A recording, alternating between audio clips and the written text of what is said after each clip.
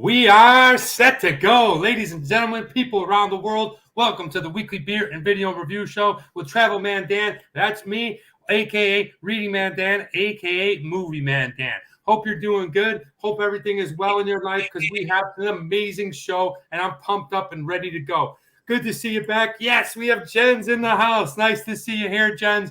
Thank you so much for showing up. Guys, let me tell you a little bit about the show. If you're new to the show, what we do here is we go ahead and we review beers. That's right. We have two delicious beers to review, and we talk about the videos that came out last week on my channel, and we preview the videos that come out this week on my channel, all while bringing in a fun-packed show. We're going to go ahead and bring in the co-host in a minute, but we also have segments like What Would You Rather? We do a little thing called News, okay? And we also do a little bit of reading, what are you watching, what are you listening? So if you're new to the show, that's what's going on.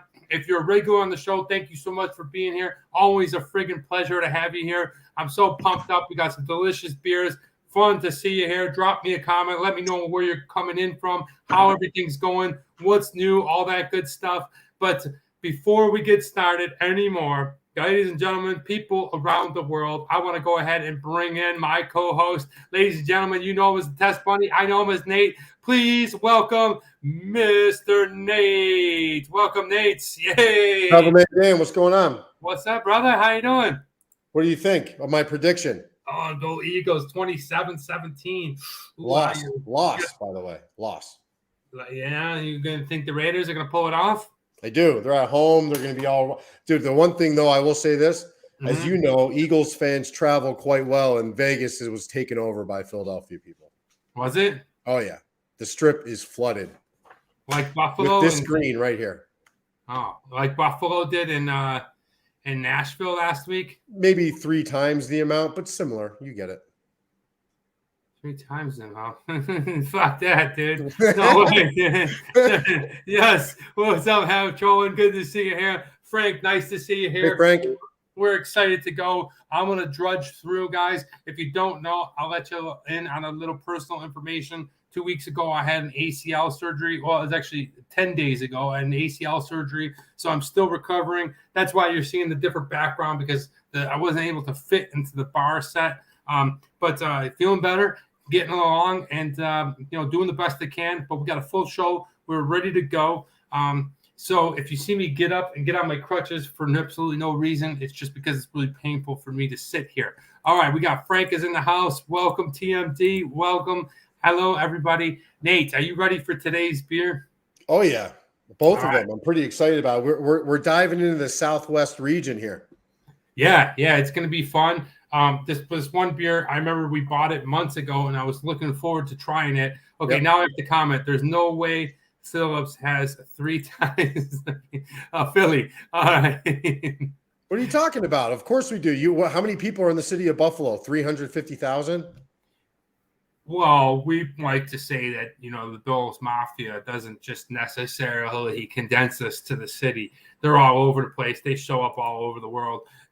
Yes, Pierre! All the way. What's up, Pierre? Pierre from China. Welcome, my friend. Nate, we got to get Pierre on the show. Dude, Pierre, does he have a podcast or something? Yeah, I would love to get you on the show, Pierre, talk about what you're doing creatively. So if you get a chance, shoot me a message. Thanks for the good wishes on the healing. Getting better and better each day. Finally going to be able to do the stuff that I want to be doing athletically. But, please, we got to get you on here. Juditic! Nate, missed my test. What's up, Drew? Missed you too. Sorry, guys, for being out last week. I know Danny talked about it very quickly, but for me to miss a show, I was sick. I had a very severe sinus infection, and finally mostly recovered. I wouldn't say I'm 100%, probably 95%. But thank you, Danny, for carrying the torch for me, and apologies for not being here last week.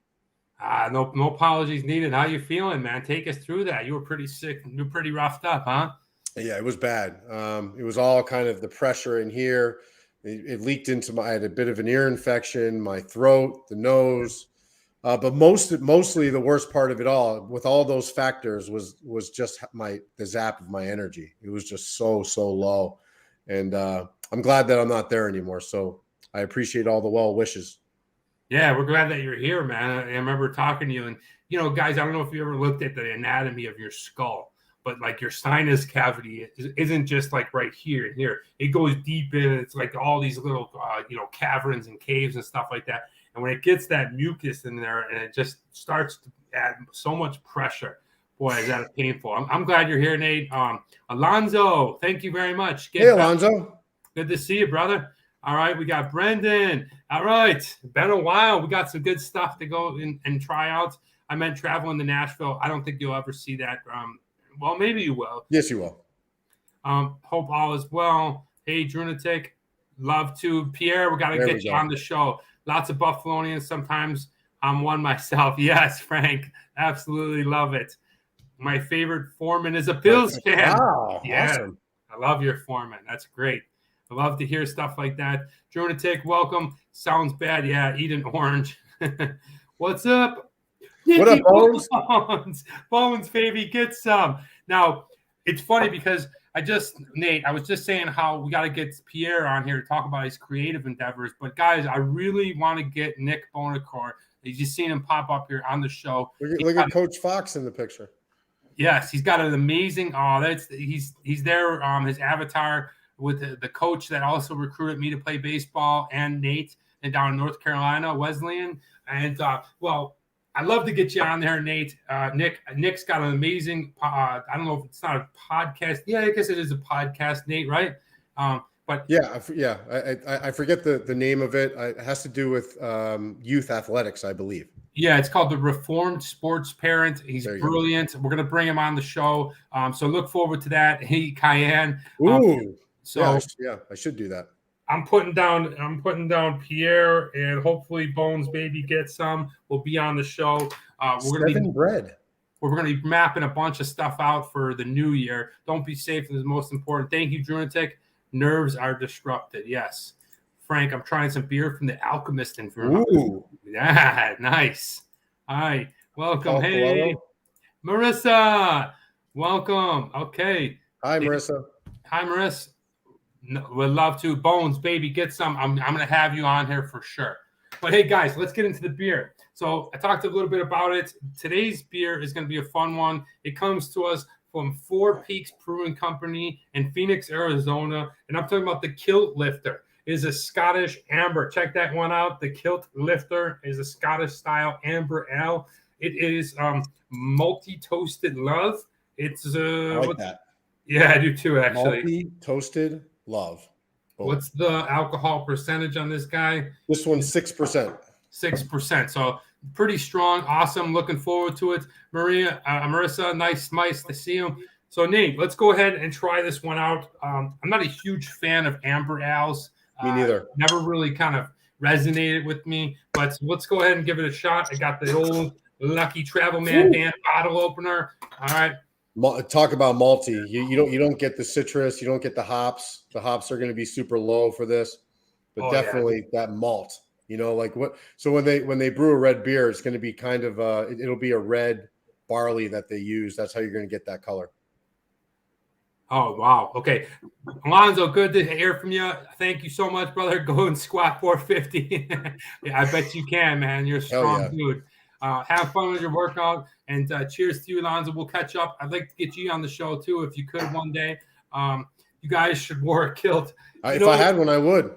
Yeah, probably would have, too. As you can see, the background is a little bit different for myself. I'm recovering from surgery, so I haven't really been able to move around as much. But, Nate, boy, it's like grape juice. Grape juice? I'm getting a strong smell of grape juice. But let's caramel for me. Caramel? Okay, let's pour the sucker in. All right, yep, it's got the reddish look to it. There it is. Oh, yeah. It's going to be probably a medium bodied. That's what I'm guessing here. I like the color. It's a nice color. Yeah. And by the way, this beer is super popular in this part of the country.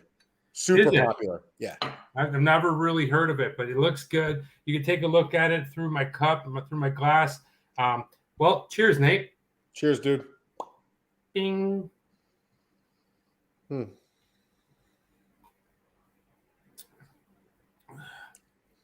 Yeah, it has, Amberbach, Red Dog.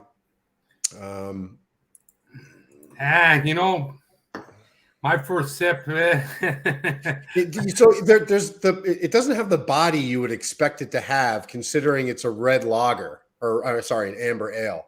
Like you kind of want more mouthfeel to it. It seems less. It seems lighter than it should be. Yeah, to me, it just tastes too sweet.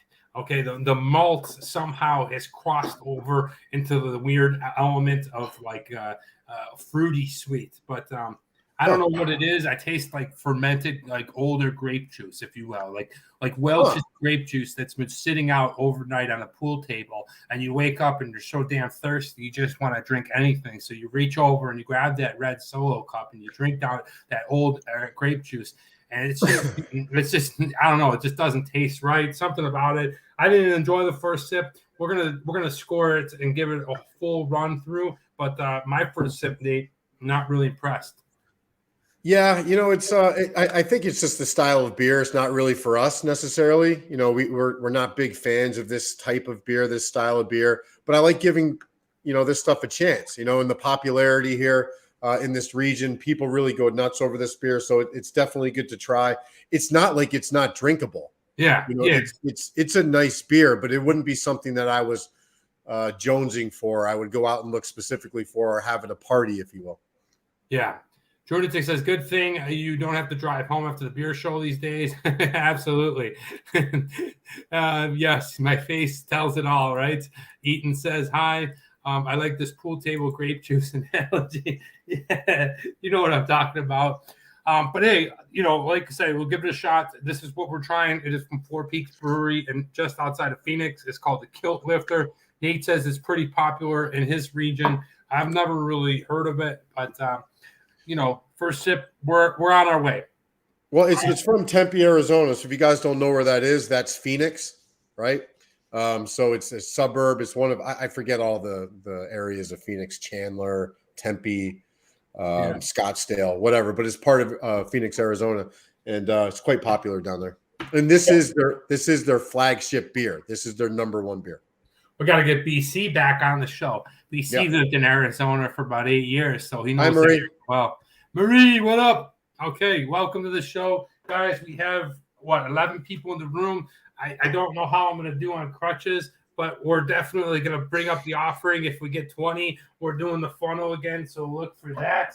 On a serious note, I do want to get into this week's news. I don't know if you heard or not. I'm sure you have, but unfortunately, there was a director of cinematography, for all purposes, a camera operator on the movie Rust. Her name was Helena Hutchins, and she was on this movie, and she was shot accidentally by Alec Baldwin, and the director was shot as well. He was standing behind her, but she unfortunately passed away. And it's just it's crazy to me when I think about this, Nate, because most of the movies that I've been on, whether they were in China or whether they're here in Los Angeles, Hollywood, wherever you want to call it, I've dealt with guns.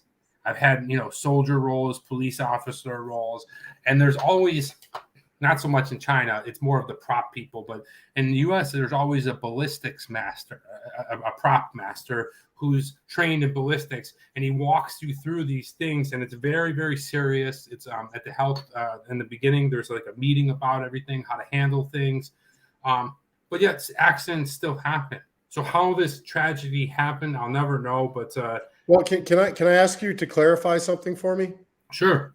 So when I hear people say prop gun, I think a lot of people believe when they hear prop gun, then they believe that that's a fake gun, right? A prop gun does not mean it's fake. That can be a real weapon that has certain bullets in it that don't have ammunition or don't have gunpowder or whatever that is, right? So it's supposed to be a dud. Am I right? Well, okay. So here, when they say prop gun, what that most likely means is there's one of two things. It could be a fake gun. It could be an actual fake gun, or it could be a real gun, a complete working real gun. Now, what the prop master and the ballistics expert on set usually control is what goes into it. If it's a fake gun and it's just rubber or it's plastic and metal and it doesn't fire anything, then you probably are going to go ahead and use stuff on special effects and after the shots that were being fired. But if it's a real gun, which in this case it was, in a lot of cases that I've handled, it's a real gun. It's an AK-47, a caliber 50, a Beretta 9. Okay, a real gun. But what's different about it is they use a blank. The blank actually has gunpowder in it and fires, and the wadding comes out and everything if you don't know anything about it. But what doesn't come out is a projectile. It doesn't come down through the barrel and come out like a bullet would. So the bullet will still come out of the chamber, the casing, but the actual projectile, there's nothing there. Yeah, it won't come out of the barrel. How this happened, I don't want to speculate. Things are being, talked about that there was a live round, that there was something in it that for whatever reason, I have no idea why on a movie set you would actually put a real bullet in there. Usually when stuff like that is filmed, it's kind of closed off. You're not shooting into the camera necessarily. They might put a real bullet where you're shooting at tannerite and then the tannerite explodes. Every case is a little bit different. It's just a huge tragedy. Yes. Oh, yes. Kayla, Murphy, and Anderson do count, but we need 12 people or 20 people to pop up in the room. Just an absolute one. I guess it was a revolver. Okay, so we're just so here's a question for you. Then there's a loss of life, right? No. Who's liable? Is it Alec Baldwin, the guy who pulled the trigger, or is it the ballistics guy who didn't do his job? I don't want to say because I don't know. I'm nobody to this. The unfortunate thing is that a young lady lost her life. I really don't know, Nate. They're doing investigation. I certainly don't think it's Alec Baldwin. Okay, I don't want to speculate. I don't want to say anything because I know nothing about this. But I don't know who you blame in a case like this. Apparently, what's coming out is that there was a loaded gun and that one of the people on set had just grabbed the gun and gave it to Alec Baldwin, because you got to understand sometimes it's very frantic on set and people want to get the shot done and they're just rushing. So maybe the assistant director or whatever, I don't know who it was, but grabbed the gun, gave it to Alec Baldwin, was unsafe, and then it happened. Don't know. We're still finding all this out. I really don't know, so I don't want to say it. I will say this. I mean, I've worked in China, and it's very different because I came from Hollywood first, worked in China, and now I'm back in Hollywood. And the thing about like guns in China and stuff like that, there's absolutely no respect for that kind of stuff. I would be on set with guns and stuff like that, and people would be like pointing them at each other and shooting, and there was a few times where I was on a movie called Dao BT, where like accidental fires went off 2-3 times a day, 2-3 times. Like, you don't know it's loaded. Here's the thing. They're going to blow smoke. They're going to blow it hard. Like it's going to come out. But what happens is when you're careless with a gun and you don't treat it like it's live, you may set it down on the ground. You put it down muzzle first into the ground. Now, all of a sudden, that picks up some particles, some stones, some rocks or whatever. And then as you flip it back up, they fall into the thing. Then you point it at someone and you fire the blank. The blank goes out, but the projectiles now are the rocks that you put into the barrel or for whatever reason. Shit like this would happen all the time. Pierre, who is working in the movie industry right now in China, says, I always double check the ammo when given a weapon and never aim it at anybody. Yeah, it still has to be treated with respect. Yeah, always. That's always has to be treated with as a live gun. And my prayers and condolences go out to Helena and her family, and just a tragedy all around. So and to Alec Baldwin, man. I'm not an Alec Baldwin fan, but that's not an easy go, man. That sucks. No, it isn't. So, well, yeah, let's move on from that. But I wanted to address that. So please, if you're ever on a movie set, if you're ever out there, have respect, have ultimate respect for any weapon, right? Maybe not when I go to the shooting range and stuff like that, and go trap shooting and stuff. It's always live. It's always live because accidents do happen. He must be devastated. Absolutely. Can you imagine? But moving on, we're drinking the Kilt Lifter, guys. What do you think of this? Is it growing on you? It's growing. It's growing. The second sip was okay. Let me go back for another. Is it better than a Killian's? Oh, Killian's red. He pulled that one out. Well, I still taste that red flavor. I don't know what that is. It is a very sweet malt. Okay, on the bottle it says it's a toasted malt. Maybe toasting it is what makes it sweet, but I definitely it has a toffee sweetness, yeah, it's something very candy-esque. It's something very a foodie kind of candy. Well, we're good to have you back here, have trolling. Please, guys, if you get 20 people in the room, I'll go ahead and take a beer bong. If we get 30 people in the room, Nate will get the Pacifico tattoo. Wash it down with a shot. Yes. Hey, there he is. Yeah. Ladies and gentlemen, my father. Okay, good to see you here, Dad. Welcome back to the show. We absolutely missed you a lot. How was Kilt Lifter versus Hams? All right. It's better than Hams. I tested Hams is absolute trash. 24 times. I got to tell you, Frank he's been really asking for Hams to be reviewed again. We definitely we got to review that together. I need to review it through the lens of understanding beer today versus when I drank it last. Yeah, and the last person to review Hams was your brother. The episode where I reviewed Hams, your brother Brendan and I did that one and Clamato. You hated the Clamato. Hated it. And I love that stuff. Travel Man Dad is back. All right. Travel Man Dad, getting the love. All right, guys. So I did want to bring up a couple of things. We did have some birthdays. Now, we had some birthdays for people that were not here on the show. We missed their week. They weren't able to be here. I don't think Ginta is here. Is Ginta here? If she is, I'm going to go ahead and sing to her as well. But we did have Marissa's birthday. Marissa's birthday was on Friday, so we missed her birthday, but I told her we would do it for her on the show. So let me get the band ready. You guys ready? All right. The band is getting ready, so here we go. Hit it, boys. A 1, a 2, a 1, 2, 3. Happy birthday to you. Happy birthday to you. Happy birthday, dear Marissa. Happy birthday to you. Hey, the crowd. All right. Happy birthday, Marissa. That's awesome. Feliz cumpleaños. Okay. That's how you say happy birthday, I think, in Spanish. But welcome. Thank you so much for supporting the show. If I know it's your birthday, either that week or the week coming up, or if it lands on the day, I will always sing you happy birthday. So happy birthday, Marissa. When are you dropping the album, Travel Man Dan?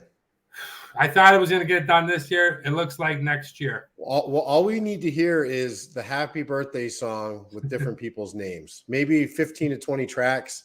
It sounds good to me. They're all about 35 seconds long. I can't tell if you're serious, but people always say, "Boy, you sing happy birthday really good." Who says that? A lot. I get a lot of overseas calls. That definitely from overseas people, no doubt about it. Well, we are going to be putting out the coloring book this year, but next year a new art project will be the Travel Man Dan Christmas album. So look for it next November. I'll be working on it this year. We're going to do Silent Night, Holy Night. We're going to be doing Baby It's Cold Outside. It's going to be a fun, nice little album. I cannot wait. I cannot wait. You might be on it for one track. I will not be singing. Thank you very much. Says Marissa. Thank you. It's dinner 7 p.m. Just something fast with pasta. Very nice. Happy birthday, says Pops. Drop the album. Frank says Daring. HSB says bong time. We only got 13 people. Calvin, welcome to the house. Welcome. All right, put on the online store. Exactly. That's exactly it. A drinking coloring book. That's a great idea. Please don't start the Travel Man Dan. Dude, I can't wait. So that's right, Mr. Soleil. Should I give him a little glimpse of the coloring book, Nate? Sure. So you've heard me talk about the coloring book for a while. I've just been looking at I'm going to give you guys a sneak peek of 4 photos from the coloring book that I colored. I'm working with the publisher. I'm just figuring out the best way to go ahead and put this thing out here. But take a look at it. Yes. Thank you, Carlos Bong. I agree with Bong. Boom. Give me a couple more people in the room and I'll bong it up. But here it is, guys. This is the Travel Man Dan coloring book. It'll be coming out hopefully within a month and a half. And if you go ahead and purchase it, proceeds will go to helping children around the world with educational supplies. It's a nonprofit thing for me. I'm just using it to go ahead and fund travel so that I can go ahead and donate to people around the world. But here is the cover page that I colored already. There it is, Travel Man Dan and the Magic Globe. What do you guys think? This will be on the first page. Love it. That looks awesome. Oh, you got a globe. What's coming out of the globe? Little sign, Kenmore, New York, baby. Ah, you squeeze it, and then that's the magic, the red stuff. Is that the magic? That is the magic, my friend. That is the magic. You squeeze that sucker, and all of a sudden, before you know it, you end up and you're somewhere across the world that you've always wanted to be. I'm trying Alchemist 2. Focal banger. Love it. Okay. All right. Here is picture number 2. Now, these I colored myself. When you buy the coloring book, you will be able to color them. These are my renditions of coloring. This is obviously Africa. Hold on, can I see that? Hold on, can you put it up again? So we got an elephant, a lion, a gorilla. What is that? A crane? Yes, that is a crane. And then you have the continent of Africa. That's cool. Yeah, that's Africa. I worked over there, so I definitely have a strong connection to it. You can't pre-buy it because I'm still figuring it out, but let me show you 2 more. This one is for Pierre. Okay, ooh. Check it out, buddy. All right, there's France. Okay, playing a little soccer, drinking a little wine. I got the bread and cheese, the Eiffel Tower in the background. There is like I said, these come color book ready. Down here is going to be a few sentences. The coloring book is coming, guys. Please, are you selling these pre-colored? No, NFTs. I love it. I'm not selling them pre-colored. Awesome. There will be for you packaged in a book. And here is my favorite one thus far. There's 8 other pages plus some fun word searches, some crossword puzzles. But this is Egypt, guys. I colored this. Yeah, there's Travel Man. Eagle. Yeah, he's hanging out on a camel. He's got the Sphinx and the pyramids in the back. So get ready, guys. Let's go, Brandon. I think I know what that means. Yeah, you know what? I've seen that going around. I don't know what that means. Is it a political thing?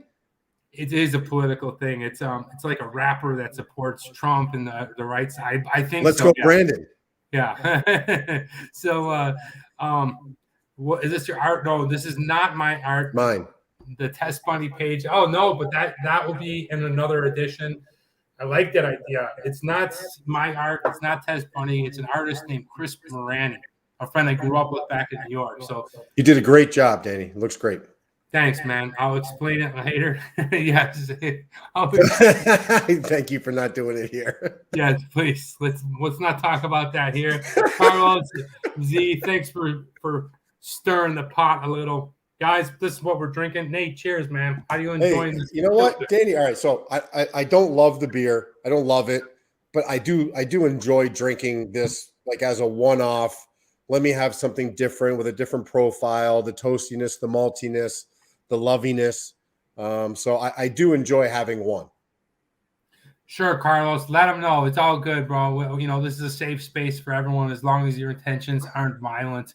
Yeah, you can go ahead and bring it out there. Very cool. Thank you, Frank. So stay tuned for that. That will be out there. If you could do 2 things for me when it comes out.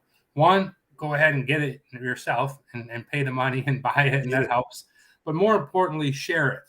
I'm really trying to gain some steam on this. It's not for me. It's to go out there and help others. So if you can go ahead and share the coloring book experience, and maybe somebody else will find it interesting, and they'll go ahead and buy it. It's for the good of the thing, right? I'm trying to use this platform not just to go ahead and entertain, but whatever small sample I can to help people, I'm going to do it right here on YouTube. Awesome. Yeah. All right, Nate. So you like the Kilt Lifter. It's got a very red ale taste to it. I don't know if that makes any sense, but like if you grew up in the 90s and you started drinking beer for the first time, thank you, Pierre. I appreciate it, brother. This has got that red ale taste. Nate alluded to Red Wolf, Red Dog. Killian's. Yeah, so like if you wanted to try the red ale, amber ale, and give it a shot to see if you like that style, this is a good one to test, I think. Yeah, it's not bad. I mean, it's that I'm halfway through it. It's growing on me. But moving on, guys. Last week's video, I still haven't been able to go ahead and put out a new video. I will be putting out a video this Friday. This Friday will be happening. It's going to be a Halloween reading man Dan. One of my favorite times of the year. I'm going to be doing a reading man Dan where I read you some type of Halloween themed reading book. Then we're going to move on to a Food Friday, a Travel Man Dan, and so on and so forth. The cycle will continue until we get to December. Then we're doing the compilations, and then on to 2022, where I should put in some international travel. Are we dressing up for Halloween next week? Sure, yeah, it is. It's on Halloween, isn't it? Dude, it's that Sunday, right? Oh. So I feel like I haven't dressed up for Halloween in I can't tell you how long. Oh, dude, we gotta, yeah, of course. Gotta do it, right? Gotta do it. And we should probably try to find some kind of a pumpkin thing. Well, go find a pumpkin. Oh, you mean a pumpkin beer? Yep. Okay, yeah, all right. Well, something with a ghost, maybe. The next Food Friday will be pumpkin special K. Food Friday. It'll be pumpkin special K. All right, yes, do it. Okay, people want us to dress up as beer maids. Wow, there we go. What about this is a beer bottle? Yes, we have Tenacious Freak. Anyway, what up, Freak? What up, Freak? I thought you two were dressed up already. All right, well, I'm not going to take that shit from my father. Guys, it's time for show and tell. Let me show you what I got, but I got to crutch over and get it. Nate, take over for a couple minutes. Take over for a couple of minutes. So you got it, man. What do you guys think? If you guys post a couple of ideas for what I should dress up as next week, I'll do my best to accommodate it. What do you think would be good and representative for the beer show? Maybe an orc from Lord of the Rings. An orc. Well, I mean, you're already dressed up like one, so I don't want to take the wind out of your sails. But what if I was able to find a hop costume? How cool would that be? A what? A hop. It's an actual hop. Dude, that'd be great, man. A beer bottle, a beer can, Duff's beer. Maybe there's some kind of a Duff's can costume. Oh, you could definitely dress up as like a bottle of beer. I'm thinking about dressing up as Bob Seger. Bob Seger. Night Moves Bob Seger, or what else am I thinking? Hollywood Nights Bob Seger. Well, it's the same guy, but it is, but there's a different thing going on there. I'm gonna have my beard, and I'm gonna. As a matter of fact, Danny, you know what? This week is gonna be a Bob Seger week. Yeah, Bob Seger's one of my favorites, dude. Put on your jean jacket. Hey, Freak. Okay, for when we just whip through these comments, you guys already have beer maidens dressed up as a keg. That's a good one. Zombie costume, Bob Seger week. Okay, a bunny named Hop. I like it. All right, a bottle opener. Ooh, what if I dressed up as that? the travel man. Just a square. Dude, that's a great costume. Rectangle. I think I'm going to dress up next week as the bottle opener. All right. Yeah, I love it. I love it. Or what about a bottle cap? Nate would make a good Daredevil or Hawkeye. Hawkeye. All right, guys, I've dressed up as Rick James. Rick James. All right, guys, show and tell. I got to tell you guys a little story. I don't go there often anymore because I get the cake pod thingy, whatever, and I'm not driving. But I go to Starbucks at least once a week, sometimes 3 times a week. And every single time I order, and whether it's here up in the Santa Clarita or down in LA somewhere, I get the same response when I order, Nate. And this is what I order. Hi, can I help you? Yeah, I'd like a large hot coffee with a shot of espresso, a raw sugar packet. Espresso love. And a splash of whole milk. And what do they always say back to me? Oat milk? I said no, whole milk. A splash of whole milk. And they always ask me, I swear, I'm not even joking. I've had this happen to me 15 times. Have you tried oat milk? That's today's show and tell. Guys, first of all, hold on. It's not milk, by the way. It's juice, right?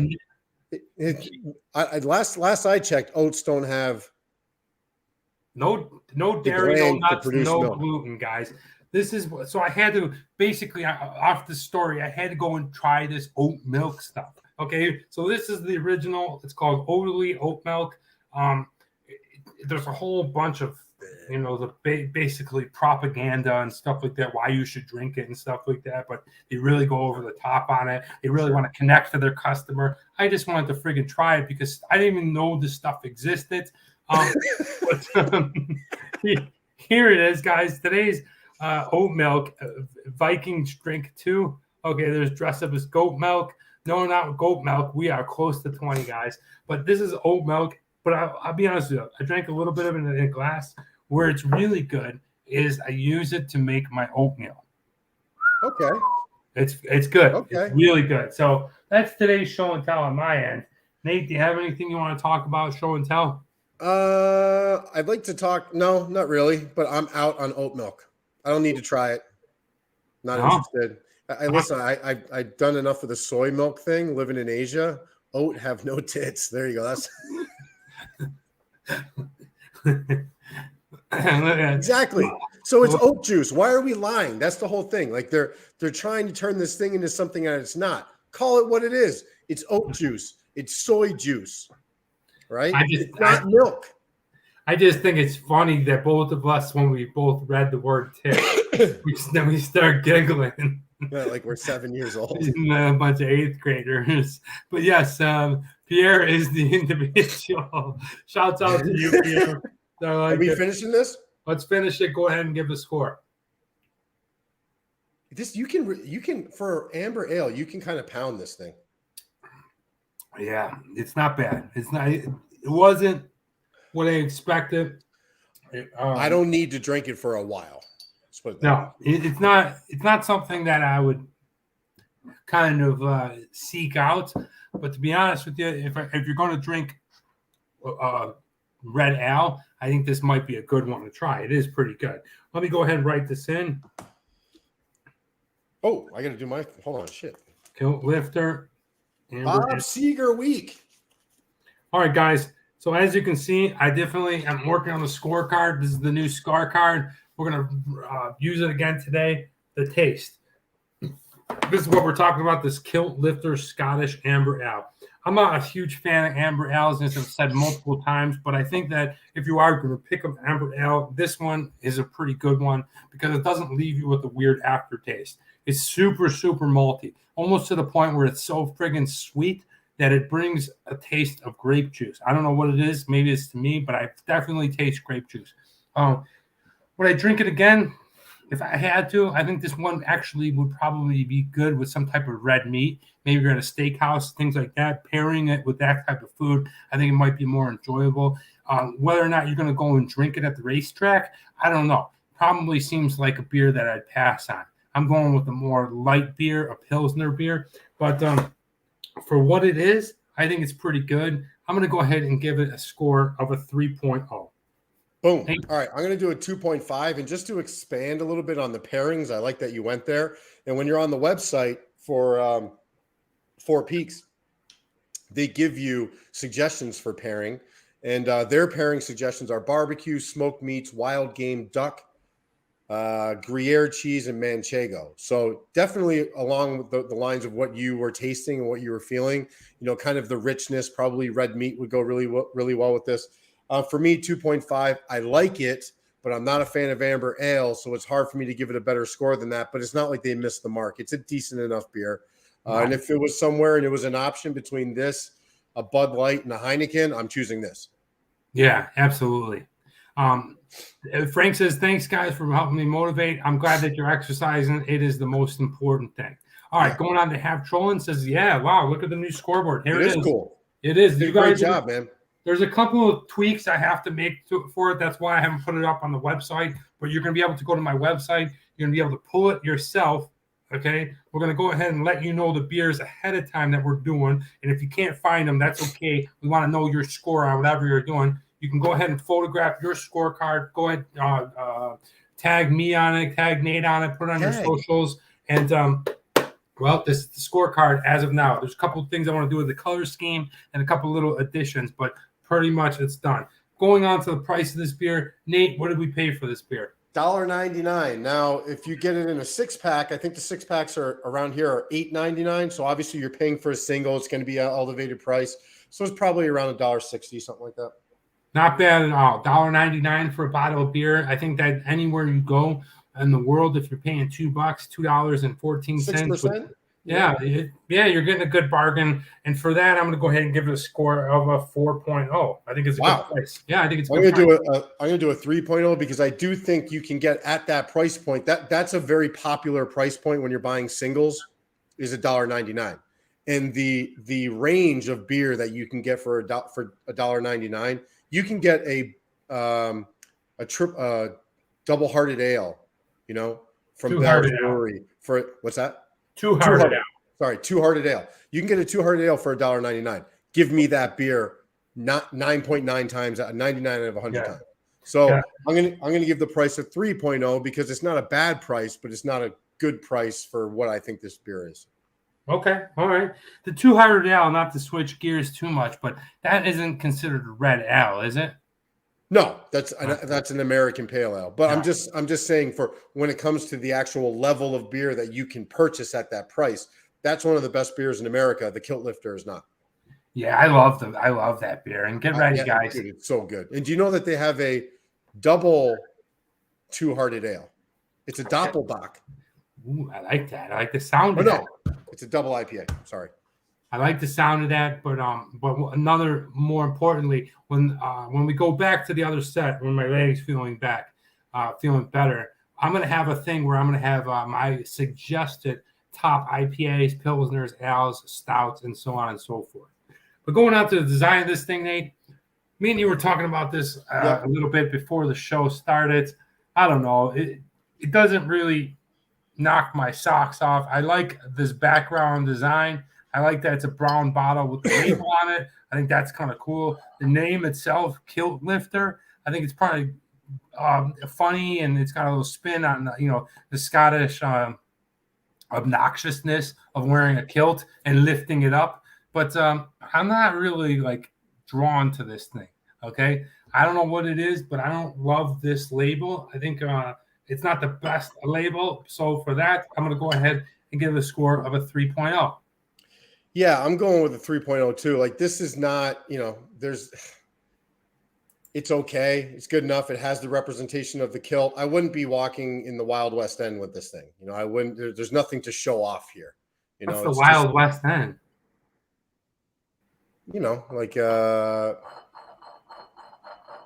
Interesting, kind of hip part of the city, Yeah, look, I think Chris said it best when he says it looks like the letters blend in the logo. That's a good point. Yes. That's a very good point. So it's difficult. Instead of there's too much white going on with the white font. So if they would have, I agree. It's just it's busy. 3.0. Okay, guys, I forgot to go ahead and do this. So I'm going to do it now. I'm going to take you a little trip. I'm going to take you to Four Peaks Brewing Company. All right, check this. This is the beer that we are drinking today. They are making the Kilt Lifter. This is their logo. They are from Arizona, just outside of Phoenix. One thing I really like about this brewery, and Nate, correct me if I'm I'm not wrong, but go ahead and let me know how you feel. Check the brewery out. It's got a sweet Alamo Southwest feel to it. Okay, just the design, the architecture, the building. You can see outside right here, they have a cool looking patio going on. They have these beautiful trees. I'm not sure that it's a manzanita tree. Just really pretty. I like this, arch and things like that. I think that's pretty cool. If we take a look inside, look at that. Wow, look at that.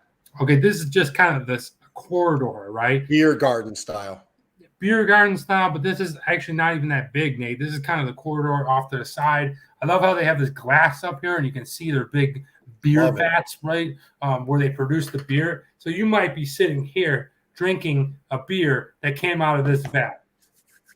That's pretty cool. I think that's neat. I like this industrial look on the top of the brewery. I love this, all the metal and the wood, the way that they kind of blend together. And let's take a look at the main quadrant of Four Peaks. All right.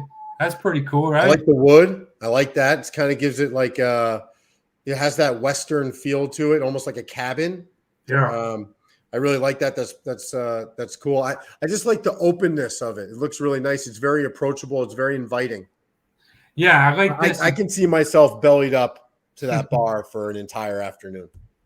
Yeah, when I take a look at this right here, I think of a John Wayne movie. I think of like the Old West. Like I feel like, you know, Saloon? I'm at the saloon. Like there's a piano in the back. People are, you know, drinking here, and out comes this damsel, right? And she's in distress or whatever. And she comes out here. Maybe I go up there and I have a fist fight with somebody. We break through this like lattice here, right? We fall on the ground. We're rough and tumbling. I just like that whole look of the beer and the brewery. So one more time, this is Four Peaks, guys. Take a look at it. Pretty bitchin', pretty cool place. Hope to get there one day. Hope that you guys enjoyed that. Sorry, let's go there, says Frank. Frank, I'll go to any brewery with you anytime. But now let's get into accessibility. Damsels. Yeah, I definitely pulled that out. If you don't know what a damsel is. Just a quick little fact there. The original brewery that they used for Four Peaks was actually it was built before Arizona became a state. That's how old that original brewery was. It's from the 1800s. Yeah. So the brewery itself or the building? Hold on, let me see. You talk. I'll verify that. Okay, the accessibility. I've only seen this beer in the Southwest and Nevada. Haven't really seen it much here in Los Angeles. I don't know how accessible it is. I'm going to give them the benefit of the doubt and say that because of what Nate's saying is that's really popular, it's kind of condensed this area and it's taking care of that southwest quadrant of the United States. I don't know if you'll be able to find it in the south or in the northeast as much, Midwest, etc. You probably won't be able to find it overseas very often. So because of that, I'm going to go ahead and give it a score of a 2.0. I just don't feel like this beer is very accessible. Huh. See, I think this particular one, maybe their other offerings. So they've got, this is obviously their flagship beer.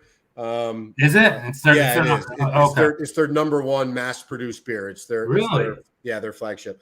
So they have 13 year-round offerings, and this is number one. So I think you're going to find this up and down the West Coast, no problem. As you get more East Coast, you're going to have more of a challenge. But I'm going to have to give it a 3.0 because I think for a craft beer, for a locally sourced Tempe kind of local beer, it's distributed pretty well if we're talking just America. Okay. All right, let's go to the TMD X Factor. I have no affinity to this beer. I really don't think anything draws me to it that brings into the factor, other than the point that when I saw it in the store with Nate when we were doing our run, I kind of was like, oh, wow, Kilt Lifter, right? And that's kind of cool. And I did a Scottish accent, you know, like I don't know, but nothing really draws me to it. I think it's interesting. I like to see this brewery. I definitely like the look of the brewery. So I'm going to go ahead and give it a right down the middle standard, a 3.0. I'm going to do a 2.0. I like that it's Southwest based. When I think of the Southwest, I don't necessarily think of amber ale. So I think there's a disconnect there. But I like the fact that it's actually brewed out of the Southwest and it is quite popular. So the beer itself is okay, not great. You know, all these, again, I don't have a connection like you don't. So for me, it's a 2.0, which is going to kind of hurt the score here, but it is what it is. Yeah. Unfortunately, the accessibility and the X Factor, they did not reach over our standard. They have a score of a 15, guys. Okay, the Kilt Lifter scored a 15, so it didn't get over the hump. Like I said, not the worst beer. It wasn't that it was bad. It just didn't do anything special to me. The accessibility, things like that, the design brought the score down. If I was going to suggest red beer, with that being said, I would suggest this one. It's the best of the red beers that I've tasted thus far. But for overall, a 15 is my score. What'd you give it, Nate? Is Old Speckled Hen a red beer? I forget. I don't remember, but I like that. So yeah, my overall score is a 13.5. Whoa, dude. Yeah. What a downer. Yeah, man. It's listen, it's not, again, I don't dislike the beer. I think it's okay. It's just uninspiring, and I don't really care for the flavor profile. It's just not a match for me. If you're gonna try to go darker, I just prefer to just leap into the deep end of the stout pool. Yeah, I think you're right. Hey guys, Drunatic says, sorry for being a streaming troll. Guys, I love, oh, you're the best. Drunatic, thank you. You are not a streaming troll, please. That just means the world to me, and to, I know, Nate too. And thank you so much. We love you. We love you we love having you on the show. And yeah, appreciate it. Frank says right here, he says, can you try another one before 2021 ends? I think we could do that, Nate. Yes. Yeah, let's give him another shot. We should reach out to the brewery, see if they'll send us a couple of beers. Yeah, right beside you. Thank you, Have Trolling. I really appreciate that. The support is mega huge. But now it's time to get into the second part. Danny, who asked for that, by the way? We should write that down. That's Frank. Frank, okay. Yeah, I got it. All right. Okay, so Nate, tell us a little bit about your favorite part of the show. What? Probably what would you rather? Yeah.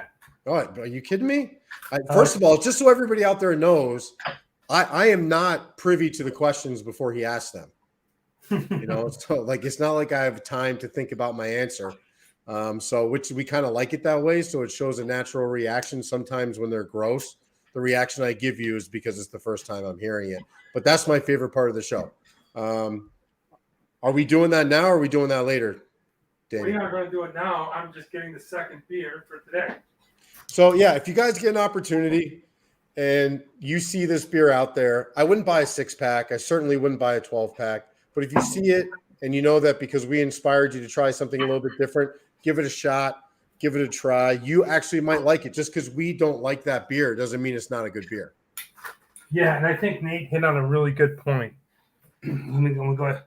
Let me talk about real quick what Nate was saying is, the main purpose of this show, whatever, we're not beer cicerones, we're not beer snobs and stuff like that. We're just two regular guys that like to give you our opinion of beer. And chatting. If we can go ahead and bring that element of like, hey, maybe you should try this one and see what you think, or just be inspired to get out of the regular Pilsner. Everybody has your favorite beer. My favorite beer is Labatt Blue. I would drink it every day if I could. But I also like lots of other tries at different beers. So I think that's an important thing, Nate. And I'm glad that you said that. Thanks, Pierre. You talk about favorite beer, right? Favorite beer is an interesting question because what is your environment? What is the day like? Yeah. So for me, if it's sitting around a fireplace and it's a lazy night, and I've got Dire Straits on in the background, I might want to just go for a Speedway Stout and sip on it for an hour and a half, right? Yeah. But if I'm with you and we're outside and we're throw burrito, I might want to do, I don't know, a Michelada.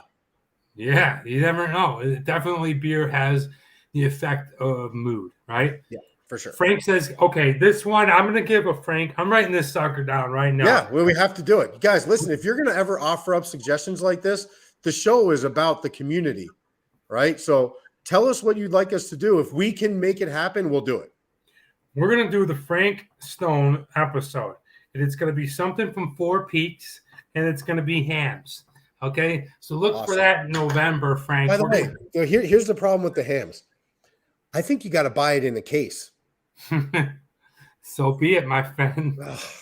So I ain't scared. What's the cost of a Hams can? 45 cents.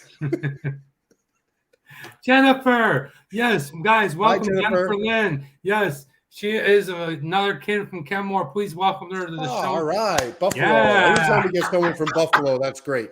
Some Buffalo love. Good to have you here, Jennifer. Welcome to the show. I'm with Drunatic and Trolling. Thank you so much, Marissa. We really appreciate you. Michelada. No, I'm not a fan of micheladas. Okay. Dude, come on, man. You need to come on.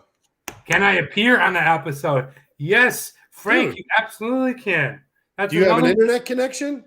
Yeah, that's another thing, guys. Not only do we appreciate your recommendations, but if you want to be a guest on the show, we would love to have you on there. And the fact that we're already building this community, we got about 50 solid members that keep showing up each and every week. The fact that that happens, and if you ever want to be on the show, you just tell me when you want to be on, and I'll set it up with the beers that you want to do, and we'll review it. You know, this is not a selfish thing. We do this because we love it, yes, and because we enjoy it, but we also do it because we want to give back, and we built this community. And Frank, without a doubt, 100%, I'm putting you down there. Let's talk over the next couple of weeks and find a day, and we'll do a Four Peaks and we'll do hams. Okay, Jennifer, Washington. That's why I tested hams 24 at a time. So Danny and I, we tested a case of hams too, and he stacked the cans in the corner of the house till they reached the ceiling. It's a wizard, a beer wizard. Yeah, beer wizard. Okay, I'm watching Why We Pick It. Yes. Okay, Jennifer is out there on the front What are you picking? I believe Jennifer is a nurse, and they're making her get the jab. Is that what's going on? I'd be standing there with you. I'm not sure why you're out there, but I'm glad. Ginevra is here. I got a kid from Kenmore's shirt. Yes, another kid from Kenmore. Really? Yeah. Wow, that's awesome. Yeah, good to see you here, Ginevra. Thank you so much. All right, let's go. Let's bet. Frank says bet. Let's roll on to the next beer, guys. This one is from Las Vegas, and where my man Nate is. Ceiling Can Dan with hams. I'm a bit shy. Don't worry about being shy. If you don't want to be on, you don't have to. It's all good. This one's from Tanaya. How do you say this? Tanaya Creek. Tanaya Creek. Okay, Tanaya Creek Brewery in Las Vegas. What did you just say? I had a hard time doing this one. Tanaya Creek. I'm talking about the 702 Pale Ale. Okay, check that guy out. A sweet bitchin' ass ram. So you got the what is that? Mountain goat? What is that? A ram. It's a ram. Yeah, it's some type of ram. I think it's a Corsican ram. But there's a lot of these here. There's a lot of these animals up around. So Las Vegas, for those of you who've never been here, is in a valley, right? Surrounded by mountains. And all over the mountains, you see they're big mountains. It's quite beautiful. You see a lot of these rams or mountain goats, sheep, big sheep. That's what bighorn sheep. That's what it is. It's a bighorn sheep. So even when you're driving down the highways here in Las Vegas, they'll have fake bighorn sheep along the street, the roadways. So it's quite prominent in this area. Bighorn sheep. Okay, well, we're gonna try it out. Is the Pale Ale? It is the 702, which, if you don't know, that is the zip code of Las Vegas. It is. Okay, so 702 is a Las Vegas area code. It is a 5.2%, so not a super strong beer. I will say I love Pale Ale. So let's go ahead and crack this sucker open. 5.2% makes me question what's going on here. Oh, dude, this thing is bitter. So the IBUs, it tells you right on the side, the IBUs are 42. Technically, it's not going to be on the higher end of the bitterness scale, but it's going to have some hoppy pop to it. Well, it's got some hop to it. When I cracked this can open, it doesn't have a big nose for me, Danny. Oh, it's got a huge one for me. Let's go ahead and pour it. I don't smell anything. All right, it's kind of looking like a hazy coming out of the cup, coming out of the can, going into the glass. Nice color, Yeah, standard IPA color. But it's not an IPA; it's a Pale Ale. Sorry. Yeah, Pale Ale. Sorry. Pale Ale. It's got a maize color to it. A lot of carbonation going on, but the head isn't too strong. It does look a lot like an IPA. If you gave this to me, anything. You don't? Nothing at all.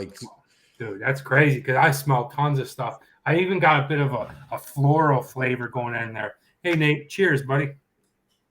Cheers. Bing. Nothing. I don't smell anything at all. I'm shocked by it. Nice. Very good. Right. It's clean. It's got a nice floral taste to it where it's not overpowered. You're not feeling like you're in a flower pot. It's got a nice flavor to it where I can definitely taste some type of citrus going on there. I don't know if it's lemony, but overall almost a bit of lime. Lime a little bit, yeah, but it's got a really nice taste to it. Cheers, Marissa. First sip of this pale ale, absolutely enjoying it a lot. Really? I use my art name and my private behind. I'm a little bit underwhelmed. There you go. I mean, I don't know. I need to drink it a little bit more. All right, guys. Well, it's time, right? It's everyone's favorite part of the show, the What Would You Rather? So sit back, relax, go ahead and let me know down in the comments below what you would rather. But the best thing to do, because it helps me go ahead and answer you back in comments and helps the algorithm and says people are engaged and they're enjoying this video, is to wait till this is over with. Check it out in the description below. I'll have the 5 questions down below if you forget. And go ahead and leave me a comment with your 5 what would you rather. Here we go, guys. Dan rather?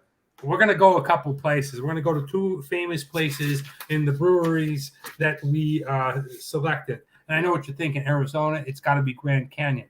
Good guess, but it's not. All right. I'm talking about what would you rather go to? Would you rather go to Lunar Crater? Okay. It's a 400-acre volcanic depression in rural central Nevada. Given to National Natural Landmark status in 1973, a volcano area that covered this 100 square miles, which is, they had some kind of geological thing, but basically it formed this massive crater in Nevada. Nate, have you ever been there? No, I have not. All right, let's take a look at what it looks like. All right, this is the Lunar Crater in Nevada. Boom. Look at that guy. That is not Travel Man Dan. It's definitely not. It is not, but I would like that photo. But check out this crater. Massive, massive crater. It's groundwater that interacted with explosive volcanic activity, resulting in this crater-like depression. It has a depth of 430 feet and stretches about 3,500 feet across. Wow. Yeah, it's believed to have been formed about 15,000 years ago. The Lunar Crater is the largest and most distinctive feature in an area that contains dozens of different lava flows, cinder cones, vents, fissures from past volcanic activity. So there's a little bit of that. That's a pretty sweet thing. You've never been there, actually, Nate? No, I haven't. But you know what? We should go check it out. Maybe we take this beer along with us and get a couple of shots. That's a good idea. All right, the second place. We're coming up on 20, guys. We're almost at 20 people. I would definitely. Oh, we have 18 in the room. Can we get 2 more? I'll do a beer bong. Okay. So the second place is another similar thing, and that is called the Meteor Crater. Okay. Thousands and thousands of years ago in Arizona, this here meteor. Wow. Okay. Look at that thing. Yeah, this is called the Zinger Meteor. And I learned about this when I worked a lot at the Griffith Observatory. It flew from outer space, and it's pretty big. I mean, we had a piece of it, but like to pick this thing up, it's like picking up a piano. And when it hit the ground, going at the speeds from space, this is the crater that it created in Arizona. It's I mean, that's a piece of it, right? That's where that's what happened when that crater landed. Well, no, I'm saying that the meteor that you showed, that's just a fragment. Yeah, that was the piece that landed. And when it exploded into the ground, it hit this thing. And as the result of a collision between an asteroid traveling 26,000 miles per hour over 50,000 years. Wow. How they figure that shit out, I'll never know. It's a guess. They're lying. It's the world's best preserved meteoroid impact site in the world. It's 550 feet deep, and visitors can hike the trail around the rim on a guided tour. And it's in addition to the actual crater site, visitors will find observation trails and a movie theater gift shop along this fragment weighing 30,000 tons. This thing, 30,000 tons, created this. You can take a look down here. This is like a whole gift shop and buildings and stuff like that, and they're so puny, right? Look at the size of this thing. I've always wanted to go here and see this. So both are very similar, but if you had a choice, which would you rather?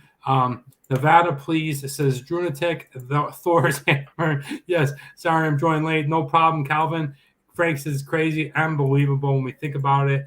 Missed you, Calvin. For me, I've always wanted to see the site where the meteorite hit in Arizona. In Yeah, in Arizona. So for me, I'm going there. Nate, what about you? I'm conflicted because I like Arizona, but I like Nevada, but I call Nevada home for the time being. So, and I haven't been there, so I guess I'd have to probably choose that one. Go there first and check out the one in Nevada.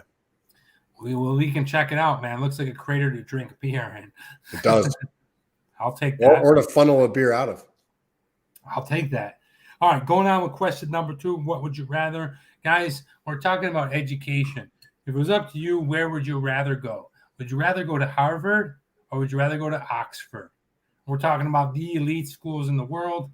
You're either in Massachusetts, New England area, or you're in England. Where are you going, guys? What's it going to be? Nate, what about you? Oxford. Oxford. Get me out of get me out of the States. Get me over into another country. Yeah, I think probably me too. I feel like I've always been an Oxford man.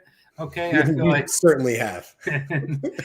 I feel like I could study theater over at Oxford, and plus, I always liked the experience of going to school. As a person that went to school and did his somewhat master's degree in China, I know what that process is like, and I think it will be kind of cool. I'm a big fan of the Brits, man. I would love it over there. Yeah, me too. Ginevra says Oxford. Chris Duncan says Harvard, man. Yeah, Harvard. Right? There's no wrong answer here. They're both great schools. Yeah, both great. You can't go wrong with either of these two. Marissa says Oxford. Neither. I want to go to Buffalo. Yes. Wow, Drew, you are just killing it today. Drew Tech. Okay. She wants to go to UB. I love it. All right. Ginevra, who is also here, is a professor at the University of Louisville. So, wow. Yeah, she is a real professor. It's my urban country. Yeah, she's awesome too. She's really cool, and I believe she teaches biology. And yeah, she's a real professor. But for me, I'm going to Oxford. Calvin says Harvard because my great niece is matriculating. That's moving there, right? To be honest with you, I don't know. That's a bit of an SAT word for both of us, Calvin. But thank you. We're just beer drinkers, dude. All right, going on to number 3. Number 3, what would you rather, guys? I absolutely love these. It's hard to find a lot in LA. I guess maybe I'd really have been looking. I'm sure you could find in Nevada, but it's real popular in Arizona, and I'm talking about the chimichangas. Chimichanga, baby. Look at this guy pulling that. Well, hold on. What's the movie line that you love? It's from Meet the Parents. Okay, and Ben Stiller calls his parents a bunch of times and gets the answer machine. It's Dustin Hoffman. It's Dustin Hoffman, and it's like, you hear, "Hi, please leave a message." It's the chimichangas. You call them chimichangas. Yeah. So there it is. Basically, it's a deep fried burrito. But look how fantastic that looks. Okay, it does look good. Look at those refried beans. Yeah, because there's something about when you deep fry a burrito that adds another level of crispiness to it. Mm-hmm. Love the chimichanga. Don't really get them often. They're hard to find. The next thing is what would you rather up against it is a thing that is called Navajo or Indian fry bread tacos, and it's very popular in Nevada. And take a look at these things, dude. I've never heard of this thing, but basically what it is it's like tostada. It's not a tostada though, because the tostada is very thin and crunchy, almost like a Dorito chip. This is like fried bread, then with all the shit on top of it. To me, what it looks like is a chalupa that's been not folded. There's another name for that thing. It's called a Navajo or Indian fry bread taco. What do you guys think? What is it going to be for you? The chimichanga or the fry bread taco? I really want to try the fry bread taco, but like I said, to me, I don't know how much different it's going to taste other than like a chalupa. So I'm going with the chimichanga. I love a good chimichanga. I think they're delicious. I love the deep fried burrito. Nate, what are you going with? I'm going to go with the Navajo fried bread because I don't love chimichangas, believe it or not. When you look at those two pictures, one of them is quite beautiful. I think the Navajo fried bread is really beautiful, and the chimichanga looks like a chimichanga. So give me the Navajo bread. Okay. I'm sorry, guys. Correction. Ginevra teaches special education teachers That is friggin' awesome. I don't know where I got biology from, but Ginevra, you're awesome. I can't wait to see you again. I hope to get a chance to see you in December, but thank you. Okay, maturation means equals students. Matriculation, okay. You should come to Kentucky to do some bourbon tasting. You know what? I don't know if I'll be able to do it next year, but it's definitely one of my bucket list things, and I'm going to hit it up very soon. But I need to go to the Kentucky Derby. Yes, mint juleps. Yeah. See a student there and got engaged. Nice. Congratulations. That's great, Calvin. You need to go to Savannah, Georgia. Fried tacos are for me. Thank you, Savannah. I've been there before. Have you? Yeah, many times. I've been there probably about 3 or 4 times because we used to play Savannah Art School Design. Oh, that's who's the coach? Louis Tiant. Louis Tiant, yeah. Louis Tiant. Forgot about that. Jen's for the taco. None of them says have trolling. He doesn't want anything to do with that. Okay. Indian fried taco, nice, Calvin. I can always make the chimichanga. Wink, wink. All right. I don't like beans. Beans. Good for your heart. More you eat, the more you fart. What's your favorite fart noise? I don't know. Did you fall asleep, Jen? He goes, I don't know. He knows, by the way. He tells me all the time. Yes. Hi, DMT family.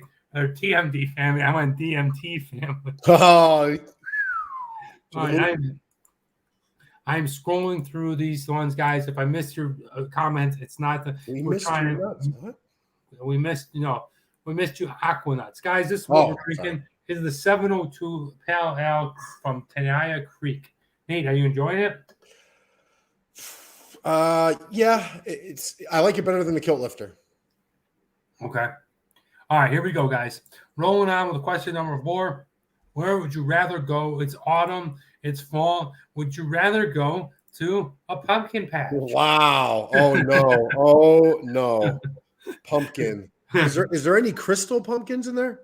I don't know what the hell that even is. But you walk around and you just kind of look at pumpkins. Maybe you pick out a pumpkin. You do your thing around pumpkins. They have pumpkin juice. Pumpkin soup is amazing. But there it is, the pumpkin patch. Or are you going to go to an apple picking place? With apple cider, you can climb. You can climb up on this ladder. Dude, I ain't getting up on that ladder. No way. Look how it's just laying against the tree. I love it. Me too, man. If you guys don't know this about me, one of my lifelong goals is I want a barn house and an apple orchard to live in Western New York. So for me, it's going with the apple farm. I love apples. I love apple farms. I love the way they smell. So for me, it's an apple farm. What about you, Nate? That's tough. I think the pumpkin patch. I have a weird relationship with pumpkins. I like the pumpkin thing better. I don't know. There's something about the variation of pumpkins. You can get a white pumpkin, a green pumpkin, a pink pumpkin, an orange pumpkin. Yeah, give me the pumpkin patch. And I like the look of it better from your picture. It looks better. It looks cooler. Yeah, that's going to be my second costume. I'm going to make 2 costumes next week. Should I dress as a pumpkin? I'm going to put a pumpkin on the top of my head. And this is going to be the first costume. I'm going to be the bottle opener. And the second one will be... Dude, how are you going to be a bottle opener? I got a piece of cardboard and I'm going to... Just wait. Just wait. Apples for me. Everyone seems to like the apples. The pumpkin patch for Marissa. Apples for Ginevra. It's just a real big essence of fall. Ginevra might know this, but there was a place in Williamsville down on Main Street where you could go down. You can go to the apple cider mill. I used to always love that. Going on with question number 5. Is it gross? It is gross. Yes. It's gross, but it's not too gross. It doesn't have anything to do with patch. Pumpkin patch. Okay, it doesn't have anything to do with bodily fluids, but here goes nothing. What would you rather do? Would you rather you have to drink or eat? I don't even know how you do 8 ounces of talcum powder, baby powder. Okay. you got, baby powder, right? It's just Yes. you have to like funnel it down. It's gonna get all wet and weird in your mouth, and you're probably gonna do some kind of like weird coughing. But it's an 8-ounce glass of talcum powder or baby powder, whatever you want to call it. Or would you rather, after you open it up, you take the top off and you spin out the entire wheel, okay, on the bottom, you take out the deodorant stick and you have to eat the deodorant stick. Oh. All right, which one are you choosing? I don't know, man. I think the thought of eating talcum powder is probably, you're probably thinking, oh, this is going to be easy. But then when that stuff starts to curdle with the saliva and it gets lumpy inside your mouth. Remember, you used to always give me this. I don't know if you always remember this, Nate, but you used to always give me this weird shot called a cement mixer. And I don't know what the hell this thing was. We'd be down in North Carolina at ECU, and you'd be giving me a cement mixer. And it was a strange concoction of like the way that it's sweet and lime juice and Bailey's. It would curdle. It would curdle. Jesus, I cannot believe you just brought that up right now. So wow. That's how I feel the baby powder would be. And I never really liked the curdling feeling. I recently had a cement mixer. Oh, dude, that was our gross. He's already the bottle opener. Meyer Brothers. Yes, that's it, Chris. I'm going with the stick deodorant, dude. Think that. Yeah. So I'm going to go deodorant stick because first of all, like I've eaten deodorant before. What? How? Why? And when? And where? I don't remember when, but I know I did it. I took a bite out of a deodorant bar once. Oh my God. So I know I can do it. I don't think I actually ingested it. I think I spit it out. But the talcum powder, there's just the messiness of it. I feel like it would be all over the place. I wouldn't want to deal with it. I'm too OCD for the mess. So give me the deodorant stick, and it has to be a white deodorant stick. I don't want no gel or anything like that. Jennifer says, I think the talcum powder might kill you. So I think the deodorant might kill you. Rented an apple farmer house normally for my holidays, and oh, that's awesome. I love it. The cement mixer, the please go home now shot. Gonna be gel deodorant. Emily wants the gel. Nate says no, I'll take the powder. What was her name, Nate? Oh, that's hilarious. What was her name? All right, guys, moving on to good news, guys. Check this out. You're going to love it. I'm going to give you the picture first, and then I'm going to read to you what this is. I find this fascinating. It's a bit of history. It's about a bit of a good find. It's about a bit of historic relevance. Check this out. This guy right here. This is an impressive thing, to say the least. This is a man in Israel who noticed the unmistakable shape of the sword during a recreational dive underwater. And it turned out to be a 900-year-old relic from the Crusades. Encrusted with shells and marine life, it's not clear the sword was from the Muslim or European side, but it is now in possession of the Israeli Antiquity Authority for further study. Some of the most important tools have the same shape, but check this thing out, man. This is a friggin' sword. And you can see where it's 900 years old from the Crusades. Are those scallops on there, or there's scallops, there's clams, there's all kinds of shit going on there, dude. Dude, this thing is unbelievable, man. What a find. Imagine diving and finding this thing. And look at it, it's in perfect shape of an iron sword from the Crusades, mind you. This is like Indiana Jones and his father. Dude, just think about the strength needed to like use that in battle. Like it's not like you're just the whole time you're going like this, right? Like they had to be able to use what do those weigh? 30 pounds? 35? I have no idea, but they're heavy. Heavy as hell, man. And when they hit you, they like lodge into you. And it's not a clean cut. You probably got to pull it out and do it again. Yeah. Yeah.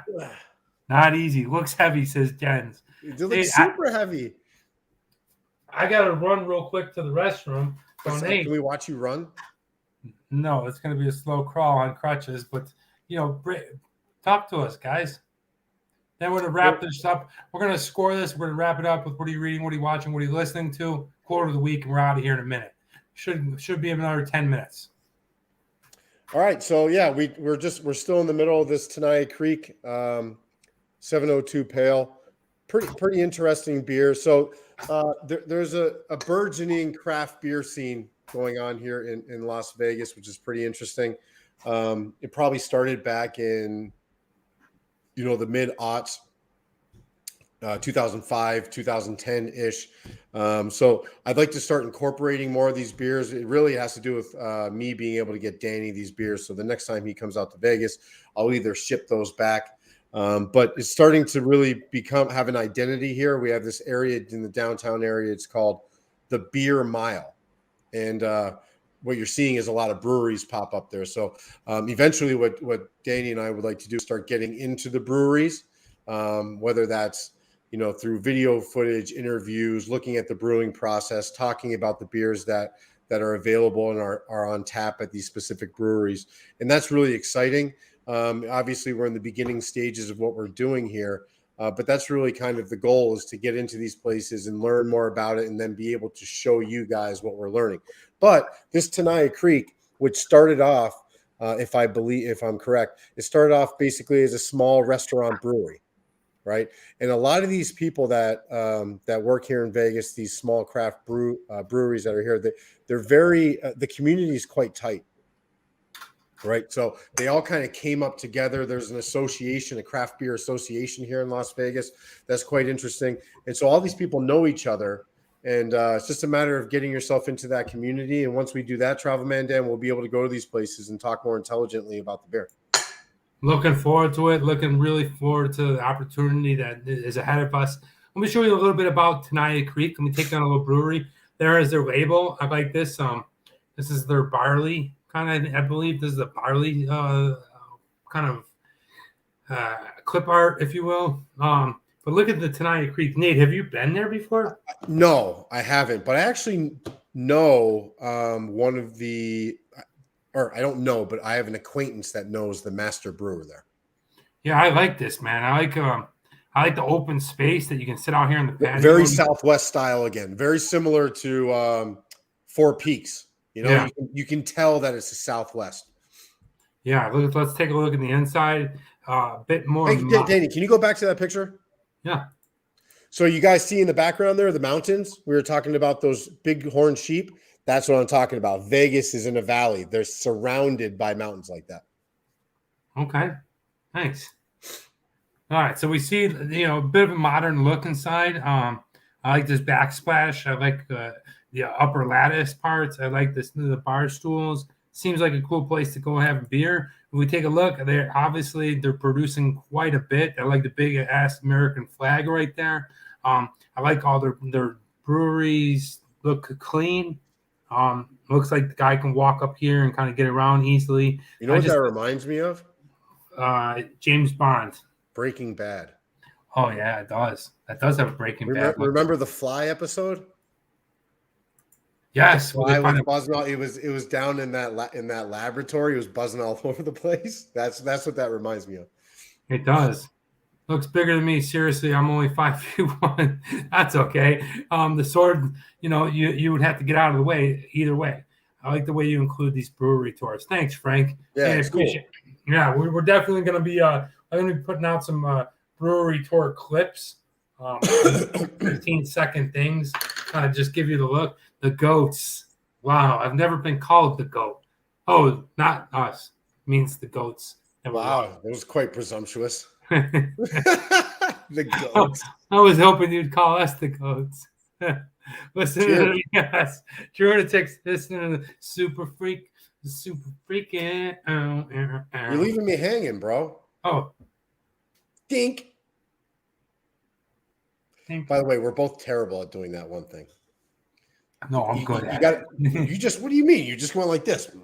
I'm not in a regular setting. I always hit the mark. You're over here going, cheers. Oh, yeah, I'm terrible at it. Yeah, don't include me in that terrible talk. All right.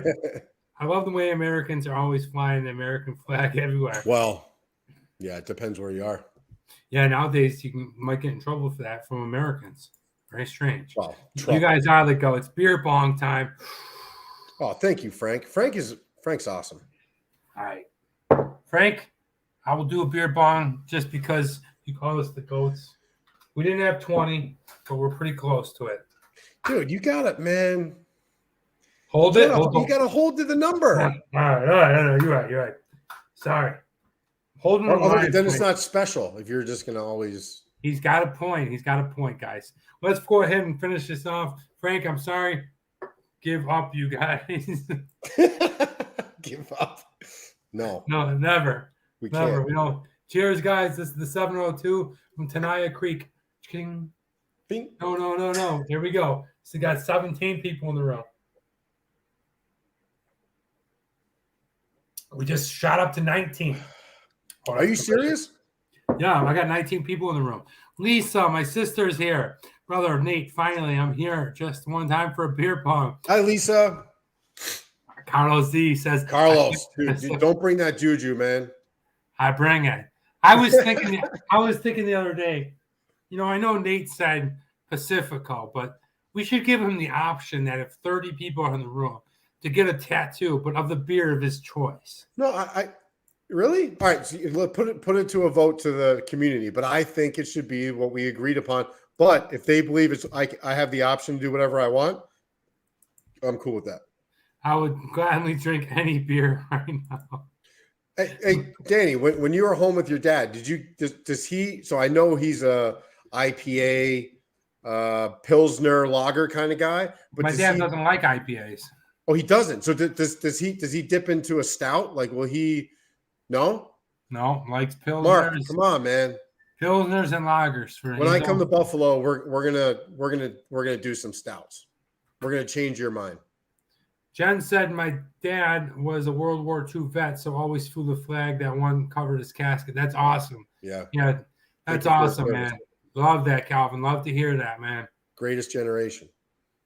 We have 19 people in the room. Can we get one more so I can chug a beer? All right, thank you for sharing that. Hey, we got a score. We have 21. It's in. Do it. Okay. All right, get on your crutches, bro. My dad says I do like IPA. Uh-oh. Hey, you know what? Because I remember, Mark, if you can comment, the Shanghai Brewery, did you used to drink the IPAs there, or was it more of like a lager Pilsner style?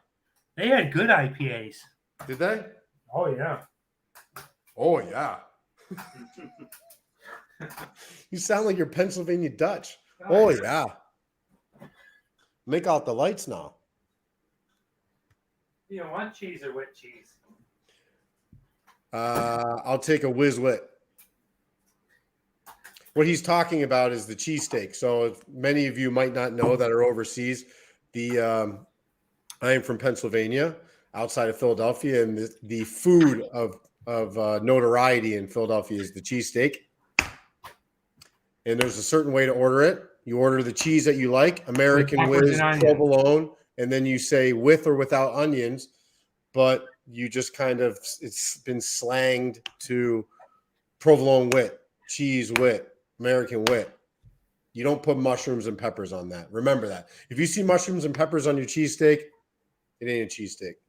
Ooh. All right, guys. You brought it. You brought the heat. It's 21 people in the room right now. I'm going to chug a stronger beer. I'm going to try this Stella. Okay. Then we're going to score it. Then I'm going to bring you What Would You Rather. Then I'm going to go take a hot bath because, are you taking a bath? I have to. I can't stand in the shower. Can't stand you. Hold on. Is this the first bath you've taken since the surgery? No, I take one every other week. I can smell you from Vegas. I'm getting it down. Here we go. Can I give you a countdown? No, I haven't poured it all in, though. I'm struggling with it. Hold on. You're doing good, buddy. It's like look at him, dude. He's nuts. Oh no, it's dripping out. Look at it. Look at him. It's not funny. It's dripping out. No, it is. I'm gonna smell like beer, dude, and I'm gonna smell like an old, smelly dude. Wow. You are an old smelly dude. Middle-aged. Middle-aged. All right, I got to wait till this foam goes down a little bit, but this is what we're doing for 20. Let's do the luge. Oh, the ice luge. Remember the ice luge? I forgot about those. Remember you used to put like Goldschlager down it? Or Jägermeister? I love the ice luge, man. I forgot all about the ice luge. What is wrong with us? What's wrong with people? Dude, I would go to like Christmas parties in the late 90s if they had an ice luge. Dude, you would literally go down to open your mouth and it would just drain. Like, how many, dude, in the culture of COVID? Dude, I remember my buddy Eric Trafalski going, dude, they got an ice luge. Let's go. Did you guys all hear that name? Eric Trafalski. Listen to that. That's a Buffalo name. E.T., bro. E.T. was the bomb. All right, let's do it, dude. Come on. Here we go, guys. 3, 2, 1. There he goes. He's good at it. He's super good. Look at that. Okay. Effing champion, man. All right. You are a stud. All right. Look at that physique. We did one. We did one while we were in the heat. Right. So I do. Oh, geez. I do have a funnel, guys. I bought a funnel, and you did? Yeah, I bought a funnel. I can't do it. I can't do it today, man. Why? Because I can't. I gotta drive. I gotta wait an hour, and I gotta drive. Where do you gotta drive to? Does it matter? Yeah. Let's do the luge. Dude, Frank, if we come to Vegas or LA, we will get a nice luge, and we will do it on the show. Bong time. I love how Marissa's in on the bong time. All right, Lisa. Are we scoring? Dad, you're right, Nate. Okay, I'm just trying to catch up. I am crutch bonging, so promise you don't want me to begin champion campaign with beer negative permanently applied. Nice. Ty Tom, welcome. What's up, Tom? Yes, I'm crutch bonging. Okay.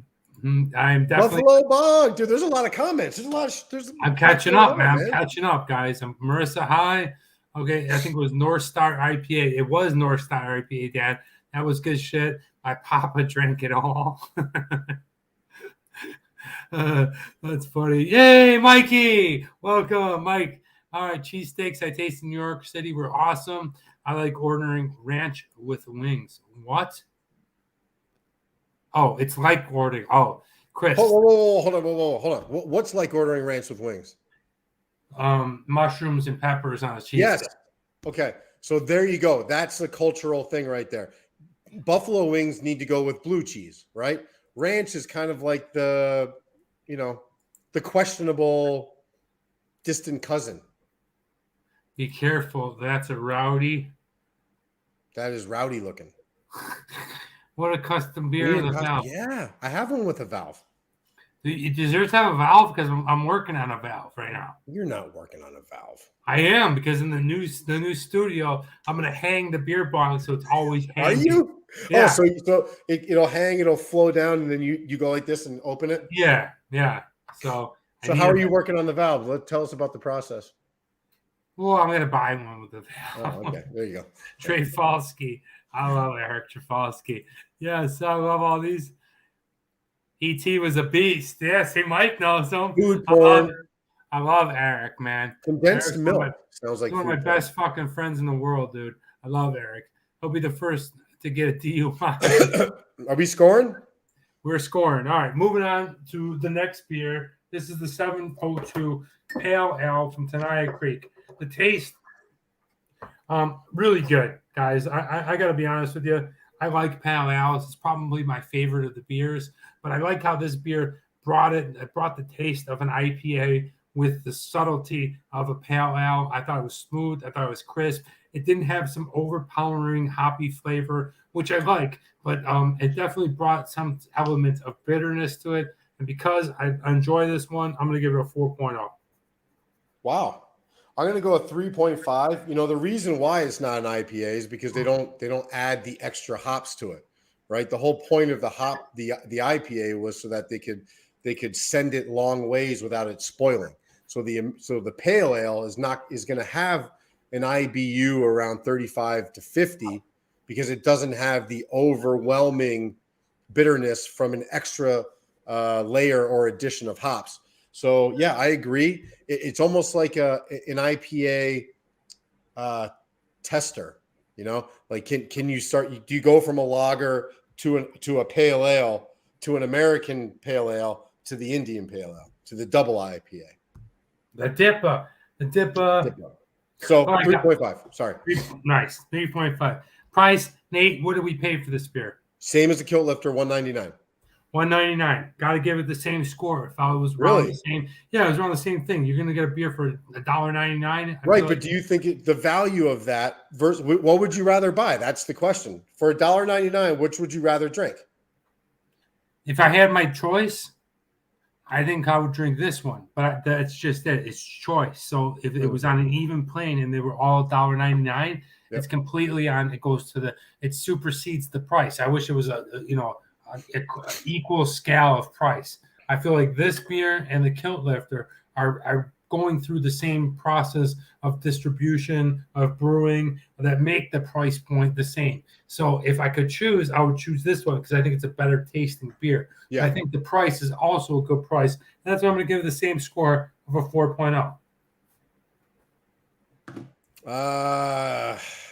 Thanks, Frank. 3.0. 3.0. Okay. Yeah, it's a good price. It's a fair price. But again, for me, I do it slightly differently in my head.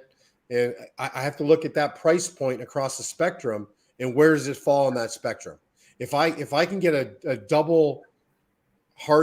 two-hearted ale at $1.99 and it's 7.5%, it's one of the best beers in America, that's a 5.0. This one is more along, it's in the middle of the bell curve for me. Okay.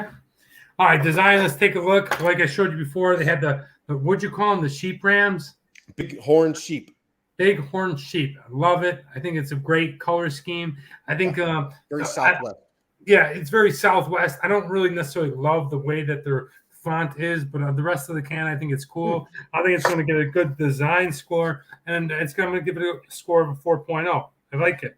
Yeah, I'm going to go a 3.5. I'm going to give it some points here for this. I like what you like. I like, this reminds me of the Arizona license plate, purple, brown, this kind of desert motif color palette. I really like that. I like the fact that the bighorn's on there. They're really, you can tell that they're trying to give a taste of what it is like here in Las Vegas, Nevada. I like that they have the IBUs. I like that they tell a little bit of a story on there. So I don't like the crunchy can. I don't like this trend of cans, right? But that really doesn't have a lot to do with the style. I never thought about that. You do like that? No, I never thought about that. Yeah, there's so what it's that metal or just the aluminum, and then they put the sticker on top. So this is the kind of the trend because it's probably cheaper and whatever. But anyway, 3.5. Interesting. All right, accessibility. I don't think you're going to be able to find this beer anywhere outside of Nevada. Yeah. And so that I'm going to give it a score, unfortunately, of a 2.0. Have you seen it in LA? I have not. Okay. So that tells you all you need to know right now because Nevada, Las Vegas and LA are quite close. There's about 220 miles apart or something like that. So it's a 4-hour drive. If they're not getting this in LA, especially at a place like Total Wine, then the distribution's quite local. So we're going to have to give it a low score. I'm going to have to do a 1.5 because I think it's just distributed here.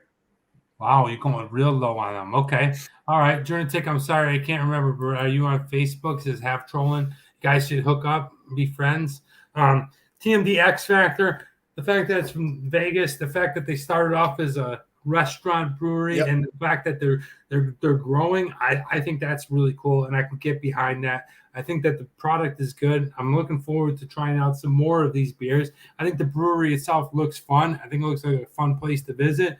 And for that, I'm going to go ahead and give it a score of a 3.5. I'm going to go 4.0. I live in Vegas. It's from Vegas. I'm proud to support and promote a Vegas beer. I like that they try to keep their roots with the design. It's a decent little brewery. I don't think it's a great brewery. It's not like one of the San Diego powerhouse ones. But it could be. It could be. They opened in 1999, right? So give them some time. And I think that they can start distributing outside of their little region, and 4.0 for me. Nice. All right, guys, my score for the 702 is a 17.5. That's right. It's a nice score. 17.5. Hey, it gets over the threshold of 16, which we consider on this show a good beer. Honestly, if you get a chance to try out Tanaya Creek, I think the 702 Pale Ale is a good shot. How many are you going to get down? I'm not sure, but I think it's a good beer to try. I'll definitely recommend it. What'd you get, Nate? Pack. Yeah. You can drink a 6-pack of this. So for me, it's 15.5. So it's slightly better than the Kilt Lifter at 2 points higher. It's still below what we would consider our median for a good beer, but slightly below, because I think it's encroaching that. So decent beer, 15.5. I would drink it again. Okay. All right. Well, moving on, guys. It's time for what are you reading, what are you watching, or what are you listening to? We're going to go ahead and round out the show quickly, and I'll be out of here. I'll try one in a year. Yeah, unfortunately, Dad is not drinking beers at the moment. My dad is taking a layoff for one year. Hey, make sure you get through the year. 1 year. That's awesome. Yeah, he's actually he's doing really well, and we'll be supportive of him. Absolutely. He's on some medication, some long-term medication where you can't drink because it fucks up your liver. So, Pops, we're in full support of you. You know, there'll be beer here in the liquor. There'll be beer here in a year. We need you here, most importantly. Yes. So, yeah, that's it. I like the honesty. Appreciate that. I cut down the love to Mark. Everybody send your love. Yeah, please. You know, give big shouts out to my dad, dude. Yeah, look, cut down to Friday nights. To be honest with you, I don't drink every night. I drink on Sundays and occasionally during the week, like once a month during the week. I have 2 or 3 beers on Sundays, and that's really about it. I already went through all the big drinking years. What about Four Loko? Pot sounds good now. We're going to need pot. My dad does not need to smoke pot. Hey, man. You know? No. All right, guys. What are you reading? What are you watching? This is what I'm reading. Okay. Essential Fantastic Fours. Okay. This is the first 30 comics of the Fantastic Four, and they're written in one essential book. They're on novels. I'm looking for something light, so I'm reading a lot of comics. I love the Fantastic Four. It's my favorite of the Marvels. They've yet to make a good Fantastic Four Marvel movie, but that's what I'm reading. Nate, what about you? I'm not. Sorry, guys. I've been sick, and the last thing that I want to do is read anything right now, so I apologize. I am not reading. Next week, I'll have something to talk about. Okay, no problem. Marky. That's pretty funny, Mike. Good for you. Yeah, a lot of support coming in from my father. Yeah, you know, he'll be back in a year, but he can't do it right now. So please, stand by my dad. He can't really drink beer. What are you watching? Guys, I'm watching Seinfeld. Okay, I know it sounds a little bit like, why are you watching Seinfeld? That shit went out in the 90s, but to be honest with you, I had never seen an episode of Seinfeld from beginning to end until last week when it came out. I don't know why. It just, when it was in the 90s, it came out on primetime TV. I was either into sports, so the hockey game, the baseball game were going on. He was a Friends fan. No, I never seen Friends either up until last year or 2 years ago. Yeah, 2 years ago, they would play in the lunchroom at work. I never seen Seinfeld. I never seen Friends. I know that's hard to believe, but I was always into sports, so I never had a chance to watch TV. But now I'm catching up on Seinfeld, and I friggin' love it. It's absolutely hysterical. A lot of the episodes, I like watching the same thing over and over again, with George fighting with Jerry about something silly, but still good fun. Yeah, I love the clothes. The hair. Yeah. What about you, Nate? What are you watching? Today I'm watching the Eagles. So the Eagles are in town. They're in Las Vegas. I am unable to go to the game, but they're in town. I'm looking for a W. I think they lose, but I'm watching the Eagles today. I'm looking for a W, but I think they lose. Okay. All right. Going on to what are you listening to? I'm listening to a lot of R&B, a lot of 90s R&B. Okay. Some Keith Sweat, Mary J, Boys to Men, Tony Boys to Braxton, Mill. Boys to Men, Tony Braxton. Yeah, Tony Braxton. John B. I love all that stuff. I love all the old slow 90s R&B. Jordan Tick says, I'm watching the weekly beer and video review show with Travel Man Dan again. Fucking love you, Jordan Tech. Thank you. CSI for the 5th time. CSI. That's great. Okay, so yeah, I'm listening to a little 90s R&B. I don't see nothing wrong With a little bump and grind. Oh, Aaliyah. I love Aaliyah. Let me go back, forth. All right. And WA says, Mike, that's not really R&B, but that is 90s. What are you listening to? All right. So I what know was that? Champagne? Ooh, no. So I know you guys, I talked about them before. I'm a massive Dire Straits fan, and I've always considered Making Movies as their best album, but their second album, I just kind of diving into deep recently, which is Communique, right? This thing was released back in 1979. Mark Knopfler, in my opinion, is the greatest rock guitar act of all time. Wow. Of all time. He's absolutely incredible. If you guys have an opportunity, download the album. There's about 10, 11 songs on there. You start off with Once Upon a Time in the West. You dive right into News. 2 incredible songs off the rip. One of the best albums you ever hear. Communique by Dire Straits. All right. Well, thank you. Appreciate that. Guys, that's pretty much going to do it for us. Dire Straits, top 20 bands of all times. I can probably get on board with that. Sultans of Swing is one of my favorite albums, says Mikey. I can definitely agree with that. I love Dire Straits. Listening to Doobie Brothers on a CD. My sister says she's listening to Doobie on a CD. Who the hell listens to CDs? That's awesome. All right, guys, I'm going to close out the show now with the quote of the week, and it comes from Katie McGarry, who is an author of love novels. Her famous love novel, Pushing the Limits. But she said this, and this goes along with drinking and beer and things like that. Depth perception and beer obviously weren't related. So I just felt that was very humorous. I thought I would keep it light. Obviously, if you are drinking beer or liquor, your depth perception is going to be off, and they are not related. Okay. Well, I thought that was a pretty funny quote. I'm not really going to get into this one. You can figure it out for yourself. But remember, beer and depth perception are obviously not related. Nick on Facebook, War on Drugs has a new album. I'm reading The Places in Between by Rory Stewart. I heard about that. I heard that book's awesome, Calvin. Feel better, Danny. Glad you're on the road to recovery. Thank you, Mike. I appreciate that. Little by little, we're getting better. I will be walking hopefully in 2 or 3 weeks. You're going to do great, man. What's that? You're going to do great. Yeah, I'm feeling it, bro. It's Doobie Brothers. Your 16-year-old loves the Dire Straits? That's cool. They like awesome. Are you kidding me? Is it called Classic Rock? You guys have done a great show. Thank you, Marissa. Thank you. New segment. How far away is this beer?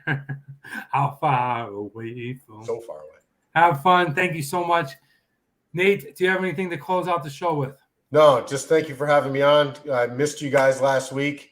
Danny, I just hope for a speedy recovery for you. And Mr. Soleil, it'll be a quick year, sir.